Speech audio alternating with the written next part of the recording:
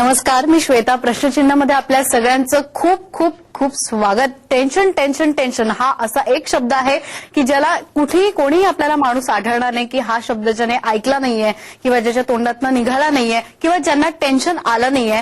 हल्ली अगदी शाळेच्या लहान मुलांपासून ते मोठ्या माणसांपर्यंत सगळ्यांना सगळ्या प्रकारचं टेन्शन असतं आणि म्हणूनच प्रश्नचिन्हामध्ये आपण आज खूप छान विषय घेतलाय की तणावाला किंवा टेन्शनला कसं गुड बाय करायचं. आणि त्यासाठी आपल्याकडे एक खूप छान व्यक्तिमत्व, एक डायनामिक व्यक्तिमत्व आलेलं आहे जे आपल्याला सांगणार आहे की तणावाला किंवा टेन्शनला आपण नेमकं बाय बाय कसं करू शकतो. आपल्याकडे कैलाश मंत्री आलेले आहेत जे फेस रिडिंग एक्सपर्ट आहे. नमस्कार सर, खूप खूप स्वागत आहे तुमचं प्रश्नचिन्हामध्ये.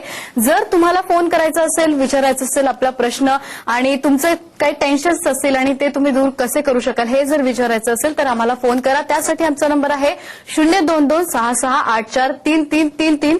मी तुमच्या प्रश्नांची, तुमच्या टेन्शन्सची वाट बघते आहे. तोपर्यंत डिस्कशनला सुरुवात करते. सर, टेन्शन, स्ट्रेस हे जरी वेगवेगळ्या टर्म्स असले, वर्ड्स असले तरीही प्रकार थोडाफार एकच आहे.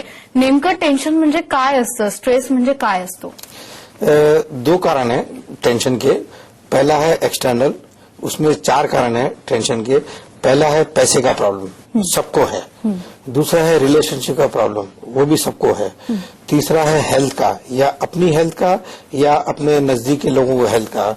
और चौथा जो सबसे बड़ा कारण है टेंशन का, वो है लोग क्या बोलेंगे, लोग क्या सोचेंगे. ये चारों एक्सटर्नल कारण है टेंशन के.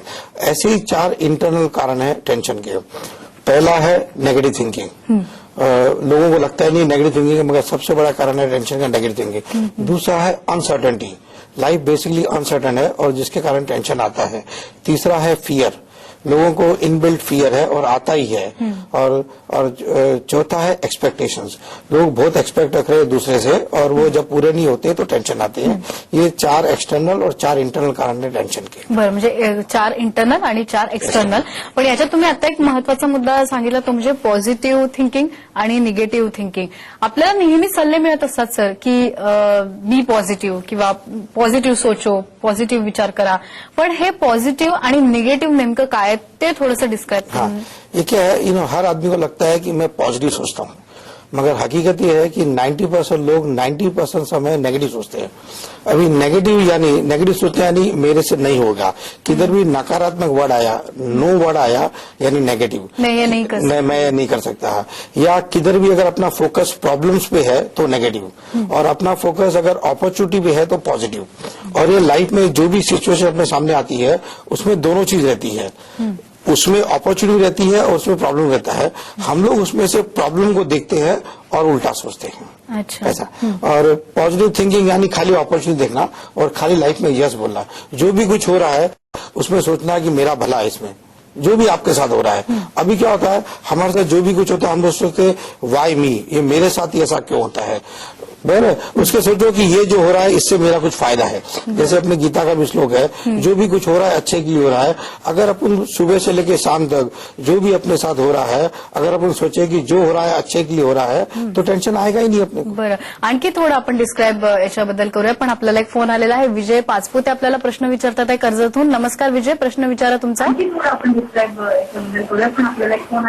विजय सर, तुमच्या टीव्हीचा आवाज कमी करा आणि सलग प्रश्न विचारा प्लीज. हॅलो डॉक्टर, बोला, प्रश्न विचारा. हा कुठलाही विषय असेल आणि आपण थोडा विचार केला तर हे होतं ना जास्त, तर त्या संदर्भात काय सांगायचं? नाही विजय, तुमचा प्रश्न नीट कळलेला नाही, थोडं स्पष्टपणे विचारू शकाल प्लीज? हॅलो, बोला. कुठलाही विषय असेल हा, त्या विषयाचा विचार केला तर डोकं जड होतं. त्यासाठी काय केलं पाहिजे? ओके. समझ गया. कोई भी प्रश्न हुआ उसमें तकलीफ होती है. अगर हम उल्टा सोचते हैं तो तकलीफ होती है. अगर जो भी सिचुएशन उसमें सीधा सोचते हो तकलीफ कहाँ पर है? आप एग्जाम्पल दो कि आपको किधर तकलीफ हो रही है और मैं आपको बताता हूं कि उसमें जो आप तरीका सोचते हो उसमें आपको तकलीफ होती है. वही चीज में अपन दूसरे तरीके सोच सकते हो, तकलीफ नहीं होगी. पण मुळात असं व्हायचं कारण काय आहे? म्हणजे तुम्ही जसं सांगितलं की आपल्याला एक सवय पडलेली असते निगेटिव्ह विचार करण्याची. बस उसी के कारण अपने को टेंशन होता है. लोग बोलते हैं हमको डेडलाइन है इसलिए टेंशन है, काम का प्रेशर इसलिए टेंशन है. वो कारण ही है. कोई भी सिचुएशन अपन उल्टा सोचेंगे तो हमको टेंशन होगा और सीधा सोचेंगे तो टेंशन नहीं होगा. सीधा सोचना यानी इसमें मेरा फायदा क्या, जो हो रहा है उसमें मेरा फायदा क्या, नेगेटिव थिंकिंग यानी इससे मेरे को नुकसान क्या हो सकता है, ऐसा. अच्छा सर, तुम्ही आता बोलताना एक सांगितलं की बरेच वेळा आपण न किंवा नचा वापर जास्त करतो, नोचा वापर जास्त करतो. तर या यस आणि नो चा वापर करताना काय लक्षात घेतलं पाहिजे, काय फायदा होतो यस आणि नो? बस ये माइंड की स्ट्रेटेजी है. माइंड को सोचना चाहिए, इतना शार्प होना चाहिए कि ये जो हो रहा है इससे मेरा फायदा क्या. खाली फायदा देखना चाहिए लाइफ में और टेंशन नहीं आएगा. हम क्या करते हैं, जो भी कुछ हो रहा है उसमें सोचते मेरा नुकसान क्या. ह्यूमन बीइंग बेसिकली इनसिक्योर है और हर जगह उसको इनसिक्योरिटी आ जाती है कि ऐसा होगा तो वैसा होगा तो. अभी सोचिए ऐसा होगा तो भी फायदा, वैसा होगा तो भी फायदा, टेंशन आएगा ही नहीं. हर चीज में अपना फायदा सोचो. ओके, आपल्याला एक यांचा फोन कदाचित कट झालेला आहे, पण फोन तर आपल्याला येतात. येस आणि नो चा वापर करताना काय काळजी घेतली पाहिजे ते सांगितलं, पण स्ट्रेस आणि टेन्शन या दोन्ही वेगळ्या गोष्टी आहेत का, काय त्याच्यामध्ये नेमका फरक आहे? टेंशन फर्स्ट स्टेज है, स्ट्रेस उसके आगे का स्टेज है, उसके आगे डिप्रेशन है और उसके आगे फिर सुसाइड की डिजायर है. ये सब एक चेन में चलती है.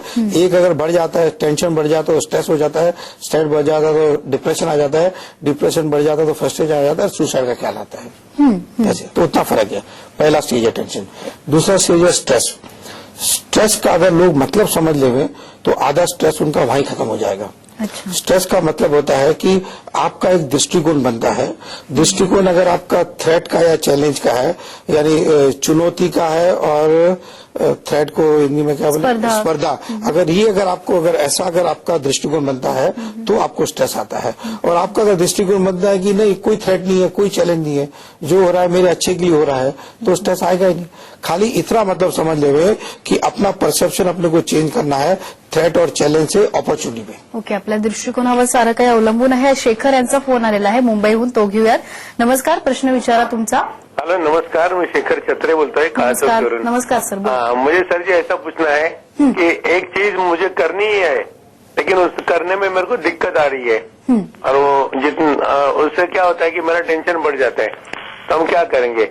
और दूसरा क्वेश्चन ऐसा है कि how to say no. Thank you. जो पहला प्रश्न है कि मुझे दिक्कत आ रही है, दिक्कत हकीकत में नहीं आ रही है, दिक्कत आपके माइंड ने मान ली है. जब हमारा मन बोलता है कि ये मुश्किल है, तब वो काम मुश्किल हो जाता है. आपके मन को बोलो कोई दिक्कत नहीं है, मैं ये करूंगा और काम हो जाएगा. सब कुछ हमारा माइंड है. पहला उसका जो प्रश्न है. और दूसरा प्रश्न क्या था उसका? हाउ टू से नो. क्या होता है कि जब फियर आता है कि मैं नो बोलूंगा तो कुछ नुकसान हो जाएगा मेरा, उधर भी या नेगेटिव फिर थिंकिंग किसी है. को कुछ इमोशन्स उसके. नहीं. फोन आला तो आधी आपण घेऊया. पुण्याहून आपल्याला मीरा तांबे प्रश्न विचारतात आहे. नमस्कार मीराताई, बोला, प्रश्न विचारा. वो बात नहीं है. उसके कारण आदमी नो नहीं होता. उसको लगता है कि मैं नो बोलूंगा तो कुछ मेरा खराब होगा, यानी नेगेटिव थिंकिंग आ रही है.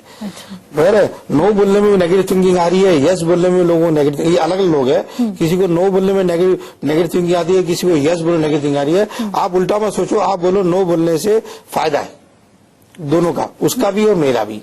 बोल पाएंगे. सिंपल है, लाइफ बड़ी सिंपल है. नक्कीच त्यांच्या दृष्टिकोनातून लाईफ बडी सिंपल आहे. लक्ष्मण आपल्याला प्रश्न विचारतात आहे परभणीहून. नमस्कार लक्ष्मण, प्रश्न विचारा तुमचा. लक्ष्मणजी, टीव्हीचा आवाज कमी करा, सलग प्रश्न विचारा प्लीज. हॅलो सर, बोला.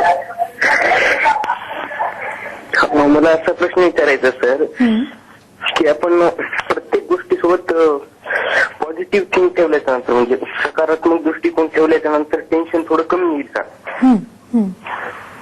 म्हणजे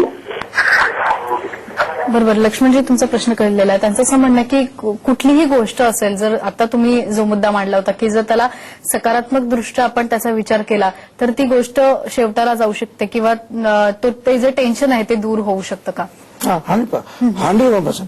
टेंशन को भगाने का दो ही रास्ता है. एक है पॉजिटिव सोचो, और दूसरा है जो चीज का टेंशन है उस पर काम पे लग जाओ, एक्शन पे लग जाओ. दो तरीका है टेंशन भगाने का. एक तो पॉजिटिव सोचो, मगर खाली पॉजिटिव सोचने से भी टेंशन नहीं हटेगा. पॉजिटिव सोचने के बाद में आप उस पर काम पे लग जाओ, यू टेक एक्शन. जब आप एक्शन लोगे तो टेंशन चला जाएगा.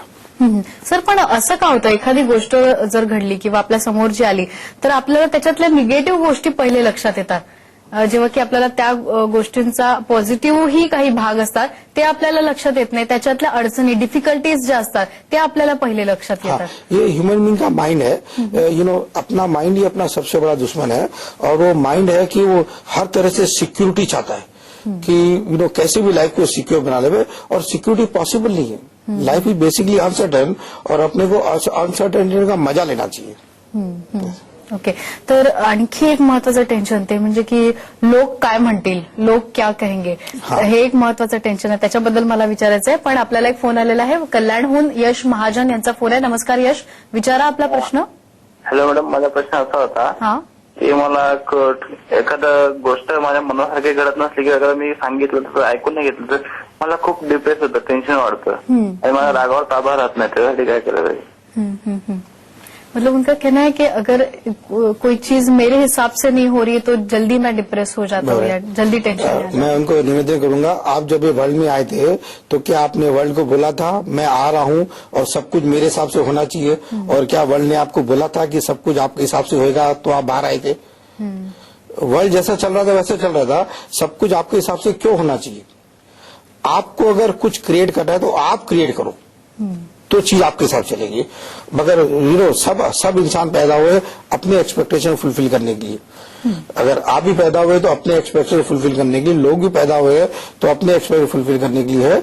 जैसा वर्ल्ड चल रहा है उसको एक्सेप्ट करो. जैसे लोग बोलते हैं, जो लोग करते हैं सबको एक्सेप्ट करो, तो आपको भी लोग एक्सेप्ट करेंगे. बरोबर. याआधी जसं मी विचारलं होतं की लोक क्या कहेंगे किंवा लोकांचं आपल्याला इतकं टेन्शन येतं, त्याच्याबद्दल आपण थोडं विस्तृत बोलूयात. पण एक छोटासा ब्रेक घेऊयात. ब्रेक करून लगेच परत येऊन कैलाश सरांना आपण हा प्रश्न विचारूया. तुम्ही आम्हाला जरूर फोन करा. 02266843333 हा आमचा नंबर आहे.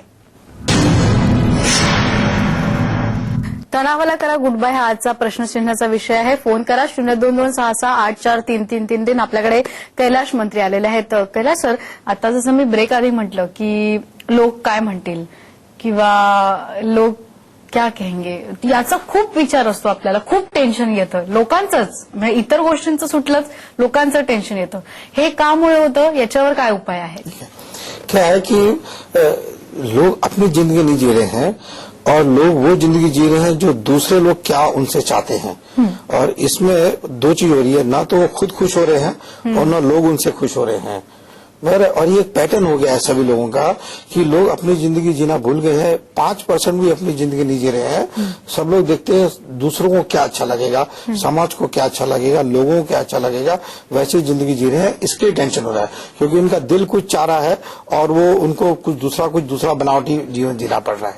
इसके लिए ऐसा होता है. बरं, आपल्याला एक फोन आलेला आहे. कविता यांचा फोन आहे, तो घेऊयात. कविता, बोला, प्रश्न विचारा. हा मॅडम, मला असा प्रश्न विचारायचा आहे की माझं एका मुलाबरोबर गेल्या 8 वर्षापासून अफेअर आहे. हा, तर त्याच्या घरचे सगळे तयार आहेत लग्न करून द्यायला, पण माझ्या आई वडिलांना ते मंजूर नाही अजून. म्हणजे मी त्यांच्यासमोर नेलाच नाही तो प्रस्ताव की हा. तर ते मला खूप टेन्शन आलं की मी त्यांना कोणतं यायचं सांगू, कारण ते कास्टला घेऊन खूप हे आहेत. तो मुलगा पण तसा मराठीच आहे. हा, पण मला हे टेन्शन आहे की मी त्यांना कसं समजावू आणि ते तयार होतील असं.